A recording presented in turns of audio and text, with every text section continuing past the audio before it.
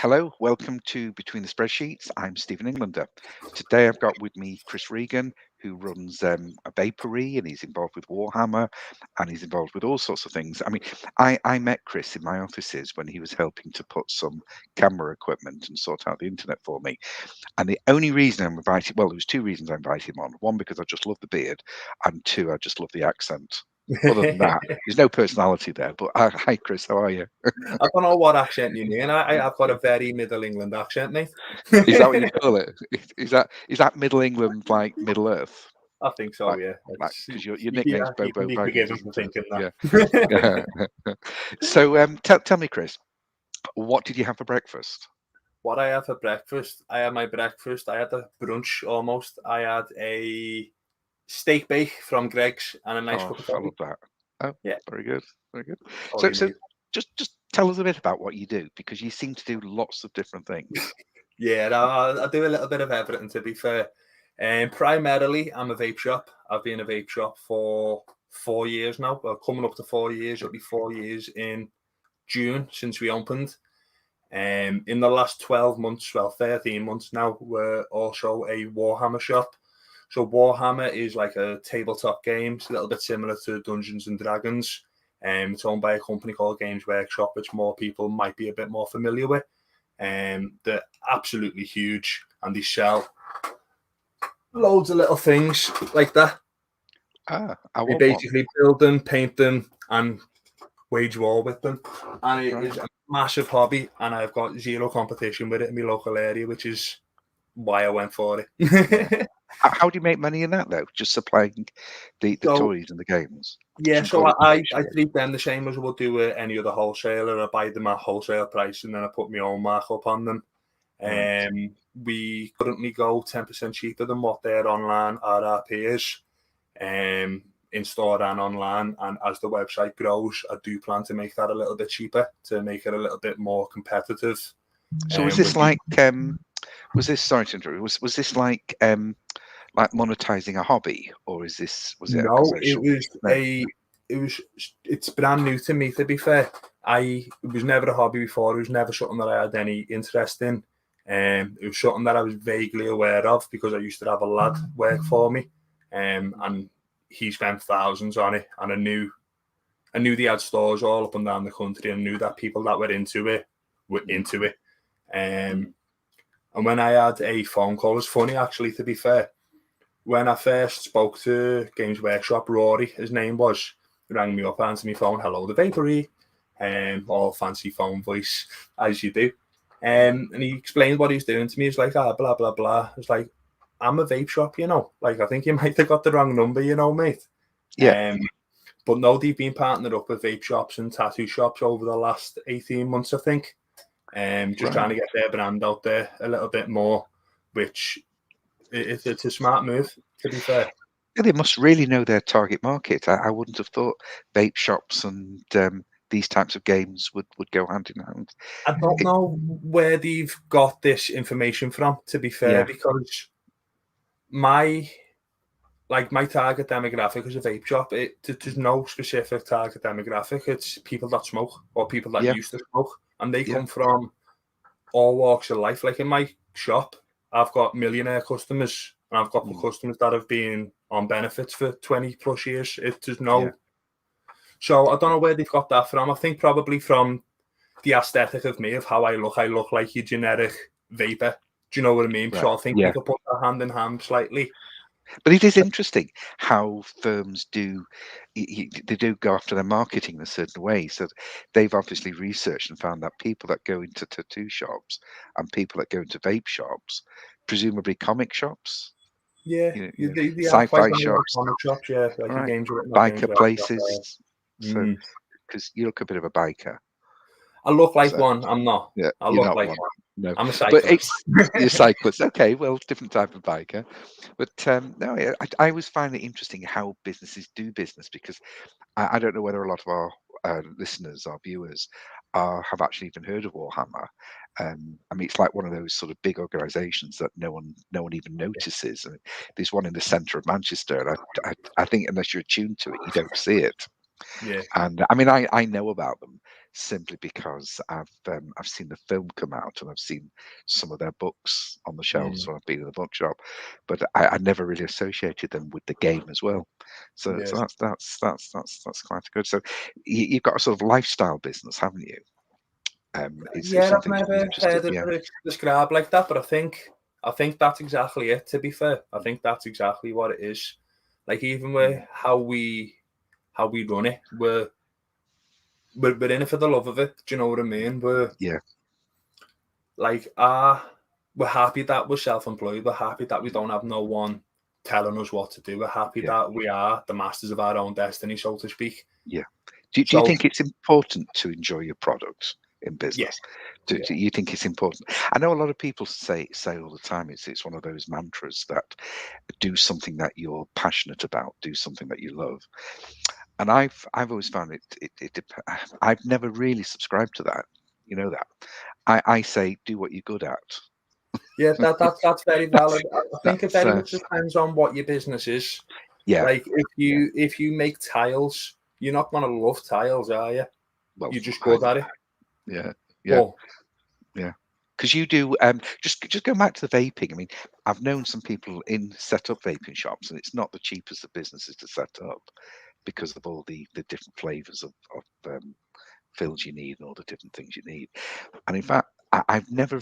I was one of those people that said when vaping first came out that it'll be a nine-day wonder and it'll go. mm, But I've known some youngish people. I mean, in their late teens, early 20s, that opened up vaping shops and sold out for literally millions of pounds. it's So crazy. there's I'm hope for us definitely not yet. being as successful as them, to be fair. Nowhere near being as successful as those people. Yeah, But it's an expensive thing to get into, to be fair. yeah, When me and my partner were first talking about going into business, we wanted to open a pub, like a okay, live music venue. But we've right, got two young kids, like now, 4 years later, my eldest's only 13. So we would have had to get somewhere that had like a flat above it. And yeah. altogether, it's going to cost us about 75, 80,000 pounds.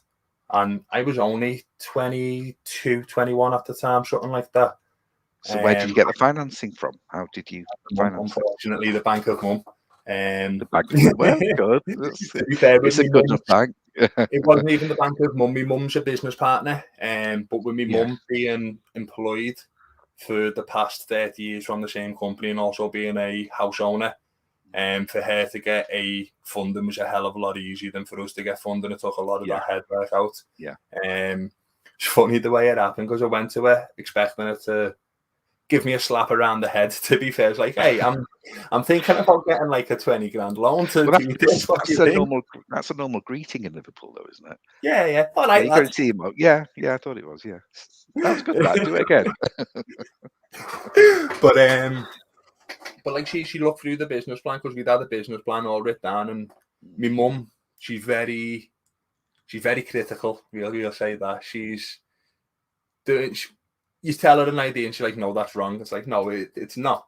But Yeah, so I'd fully expect her to go, "Fucking hell, lad, that's a silly idea. Don't do that." And she just looked at it, read through the business plans, like, "I can get you that money next week." I was like, mm, "You sure?" yeah. And she did. She did. And But then yeah, she's a business partner, like, and she does help out a fair bit as well, which and is then you good. spent a fair bit in the first half hour of opening. Oh, that was What happened? that was awful. It wasn't. So while we were waiting for the funds to come in, we'd done all our prep. We had tabs upon tabs upon tabs open on the browser with or everything that we needed. So when the money came in, I think it was in the bank for maybe an hour before it all went back out. And it was the most terrifying thing ever because like in our little 3-bedroom house that we had a full vape shop's worth of stuff. Didn't Yeah. actually have the keys to the property yet. We Ugh. like what? Yeah. So it was our first ever little experience in business. It's always scary, isn't it? Yeah. Business. So I one of my favourite bits in opening a business is actually the planning it, getting it open, and then once it's open, it's not as fun for me. But I like this. I think this is one of the reasons I became an accountant because I actually like seeing businesses open. I like seeing the process. I think it's I do think it's interesting. And but I've also been there where I've had not much money, and I'm thinking, where's my next meal coming from? And I've just had to put most of what I've got, if not all of what I've got, and just hope it works. Yeah. So has this worked for you? Or can you see you're paying your bills and it's giving you an income? Yeah, we pay our bills. It's given us an income, but what it's done for us is it's opened opportunities like with the Warhammer. Like, don't get me wrong, the vape shop's still growing and it's still growing massively, but with the amount of restrictions that's on and the amount of eyes that are on the industry, it is getting harder and harder to make a little bit more money. Like, we're only, as an industry, we're only a couple of steps away from having all of our products behind, like the shelves that you see tobacco in. Yeah. So, but obviously, it's still the most financially viable way for us at the moment. But with the Warhammer stuff, I can see that being in the future where we make our money, because it's fully a free market. There's no restrictions on the product. I can advertise my business, whereas I've went through 4 years without being able to advertise properly. Can't pay for any of it. Can't use Facebook to shield my business. Whereas with the Warhammer, all of them options are available. Yeah. With having the experience of the past 4 years dealing with COVID, dealing with all the issues that have came with, like, I think that is the future for us. Absolutely. Well, you've covered a few points that I'm always advocating to clients. I'm always talking about it. I mean, the first one is you've got something for turnover, which is your vaping, but you realise it's not a long-term business because there's so many barriers, there's so many restrictions, and also it's something that's easy for people to get into. And so it's one of those areas that if it works, everybody's jumping in and doing it. So you'll be having news agents selling it. You've got all the people selling online. And when everybody's doing something, they start cutting the price. And, before you know it, all the work you've done building up clients is gone because they've gone to the cheapest down the road. But the other side of it is niche marketing for small businesses is vital. And you've come up with something with Warhammer that really no one else has got, and it could be restricted to their own partners, if you like. So Warhammer are not going to look for people selling their products in every shop on the high street. They've got to form proper relationships and partnerships with people that they choose, like yourself. And where you've got a captive market, if you like, they're not so much worried about the cheapest. They go to who they know and who's working with them. I presume you'll set up some gaming centres at some point as well, and really get involved in all of this. Yeah, you can see working, but you're also quite sensible in other ways as well, because you've not given up your day job, have you? No, not at all. Not at all. And so you're not taking any chances, are you? You're not risking things. Like, we've moved into a new shop. I say we've been in business nearly 4 years. Let's just call it 4 years. And we've been in this new place now since just over a year, in fact, now. 3 days before the second lockdown came at the place, we moved into a new property. And that was maybe a quarter of a mile, half a mile away from where we originally were. We're on the busy high street now, but our actual shop space is over double. So we've grown, while we've been in this place, we've grown the vape side, and half of the shop floor is a Warhammer shop as well, which has got space to grow. I'll have to come down. Definitely. You'll have to come down. The shop's absolutely gorgeous, to be fair, if I do say so myself. It's very much like these colours, like purple walls, and then it's got a lot of blue on all the accents and stuff like that. Just like our bathroom. But no, we've absolutely put our heart and soul in it. It's been the best thing that I've ever done in my life, to be honest with you. You sort of want you to succeed in all of this. If you were talking to someone setting up in business, what sort of advice would you give them? Know what you're doing before you do it. Oh, that's me gone. Like, don't be scared to change your mind if you looked into it and you're like, no, do you know what, this isn't actually right for me, this isn't good for where I am now. Go with where you're good with. Like, as I said earlier on in the interview, we originally were going to set up a bar, and after looking through getting everything done, we had the company registered. The only thing we had to do was apply for the funds. And we looked at everything. It was like, this is going to be too expensive. This is Yeah. like this. If this fails, which it's a bar, every bar's got a good chance of failing in the first year or so. It's not an easy business. No, I not used at to have all. a bar once, you know. Did you? Yeah. Oh, in Chester years ago. I was more of a silent partner, but it was just a nightmare. I used to come back to my office just for refuge from it. It's just noisy, a nightmare. People carrying on all the time, you know, trying it on all the time. So I do get that. So have you ever thrown anybody out your shop? Yes. Yeah, I've thrown a couple out, to be fair. How did you actually grab them? Not thrown. Oh. I've had a couple of people who've been thieves. None of them have really stolen from me that I've known of, but there's this guy about 2 years ago now. There's a group on Facebook, like a pub watch kind of scheme, but vape shops. And this guy had been around a good couple of vape shops over the last couple of weeks, pocketing little things. And he came into my shop, and because I was a part of this group, I knew exactly who he was. And I was just chatting to him for a bit, like, because I wasn't 100% sure, just in case it wasn't him. And after talking to him, I was like, you know what, mate? No, you've done this, you've done that. Like, please just get out of my shop. And he's like, well, it's not me. It's like, but dude, like, get out of my shop. And he did, to be fair, like, he did. He didn't have any aggravation. No. You know, he had 2 kids with him, to be fair, which was a part of his ploy, which is terrifying, really. But it's like, I don't think, obviously, like, no one wants to be fighting in front of the kids, you know what I mean? No. Unless you record it and sell it on YouTube. Yeah. So are you know, I mean, this show goes out to a lot of business people. I mean, that's the target we're sending it out to. Do you have any ideas that you could work with other business people, other maybe retailers or wholesalers? There's always options. There aren't they? I mean, years ago, it might surprise you, I actually had a small little factory where we're actually making resin and plaster cast ornaments.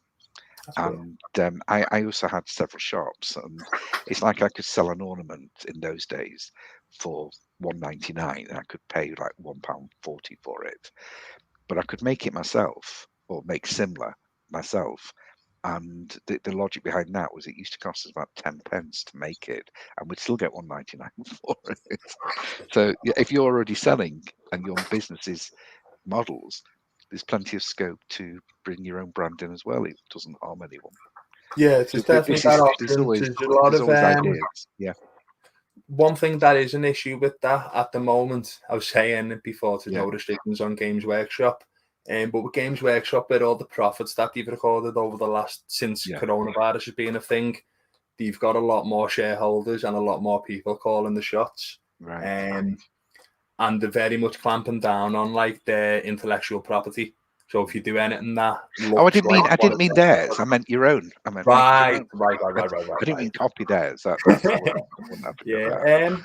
There's always options for stuff like that to happen. It all depends on the conversations you have, innit? Yeah, it does. This is why it's important for people to talk to you. So if anybody's got any ideas, or if you feel that you could work with Chris, or even you want to buy some of the models or some of the kit, or you want some vaping stuff, because I know one of our camera crew wants some vaping stuff. So there's your cue, Graham, but okay. So if anybody does want anything from you, just please feel free to contact you. Your details are below. Yeah. And if people, if you don't want to contact Chris direct, you can always contact me, and I'll make the introduction.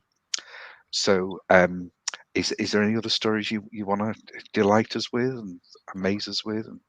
There's always a couple. It's not a real beard, that is it? If I was there, I could call that. It's not real. This is a clip-on one. And it's painted white for Christmas, isn't it? Yeah. I have done that a couple of times in the past. You know what? I know. You can just tell, can't you? You can just see it, yeah. But Chris, thank you very much for joining me. And I'll probably see you in the office soon, or I'll pop up to Liverpool and have a look at your shop. Yeah, you're always welcome. Thank you. Can I just jump in, actually? Can I just, there we go. Please, is that okay? Yeah. Don't buy juice from a Oh, What? it's an unfortunate freeze, that, isn't it? It is. It is. Please. He brushed his teeth specially for this as well. I think I might have cut off there. I'm sorry. Yeah, I'm gonna. It's okay. I'm gonna It's go. all right. Did I just freeze as soon as I came? Was I just like? It It came did. in Yeah, like that. it did. I was Yeah. saying, don't buy juice from a corner shop because it's trash.